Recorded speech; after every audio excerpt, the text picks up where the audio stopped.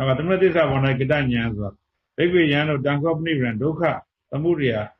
ယအရိယသစ္စာပိဏံတန္တိမေဘိက္ခုပိဏံနော်ဟောဘာတပ္ပံဒီဘက်ကကတဉာဏ်မှာဆိုပိဏံဒုက္ခသစ္စာကိုပယ်တဲ့ကိစ္စကုံဆုံးပြီလို့သိမြင်သွားမယ်ဆိုရင်တဲ့ဟလားကုံဆုံးသွားပြီဆိုတာအနန္တတုတေတုဓမေတုဟလားအရင်တော့မကြားခဲ့ဘူးပါဘူးတဲ့ဟလားအခုမှဟလားဘုရားဖြစ်တဲ့အချိန်ကကြမှာဒါသုမသစ္စာဥပနာခန္ဓာသိပြီမလားမြင်တာလဲဥပနာခန္ဓာကြားတာနာနာသားတာလဲဥပနာခန္ဓာသိတာလဲဥပနာခန္ဓာသိတာလဲဥပနာခန္ဓာဒါပဲသိလို့ရတယ်အဲကြောင့်ဥပနာခန္ဓာလဲခြိသေးမှမသိနိုင်ဘူးကြည့်ပြီးတာအာယုံရောက်သွားဓမ္မယုံရောက်သွားတယ်ဓမ္မရောက်သွားမှအဲ့ခြိပြီးသားစိတ်ကိုရှိတယ်လို့ယူလိုက်တော့မှဥပနာခန္ဓာဖြစ်တယ်ငါထိတာလို့ယူတာ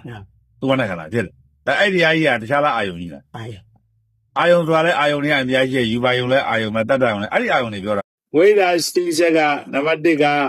ဟလာဒုက္ခသစ္စာကိုမသိတာအဝိဇ္ဇာပါဠိလိုကတော့ဒုက္ခေအညာဏအဝိဇ္ဇာခေါ်ပါတယ်နံပါတ်2ကဒုက္ခသစ္စာကိုမသိတာအဝိဇ္ဇာပါဠိလိုကသမုဒိယညာဏအဝိဇ္ဇာအညာဏအဝိဇ္ဇာလူတွေပြောတယ်အညာဏတွေးတယ်ဒီကသစ္စာတောက်အဲ့ဒီအဝိဇ္ဇာမေဃသစ္စာကိုမသိတယ်ဗျအဝိဇ္ဇာပဲဖြစ်ပါတယ်နောက်တစ်ခုကသဘာ50ကတန်တာရှိအဲ့ဒါဆိုတော့ကျွန်တော်တို့ကအောင်ပြောင်းလိုက်တာလဲဆိုတော့အဝိဇ္ဇာမှာဝိဇ္ဇာတို့ဝိဇ္ဇာမှာအခုပါလာတယ်ဝိမု ക്തി အဝိဇ္ဇာနဲ့ဝိဇ္ဇာကိုပြောင်းပြရမယ်ပြောင်းပြီးဝိဇ္ဇာနဲ့မှာဝိမု ക്തി ပြောင်းပြဝိမု ക്തി ဆိုတာက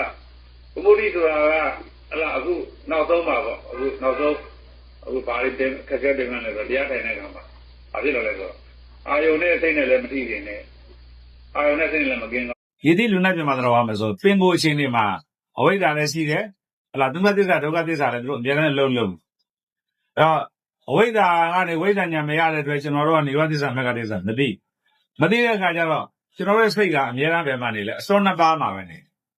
ကာမစွန်းမှနေမယ်မနေအတ္တစွန်းကာမစွန်းထဲမှာပြောင်းမွေးကောင်းပြောင်းမွေးနေမယ်အတ္တအစွန်းထဲမှာဟလားစိတ်တွေဒါသတိပဋ္ဌာန်မှာကဒီမဂ္ဂင်၅ပါးနဲ့၈ပါးပြည့်အောင်ကိုယ်ကလုပ်ယူရမယ်ဒီလိုပြောတာပေါ့နော်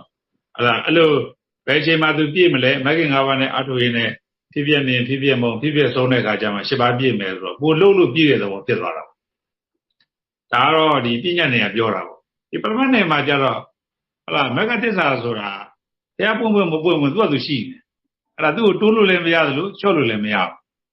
အဲ့ဒါဘယ်အချိန်မှပေါ်မလဲ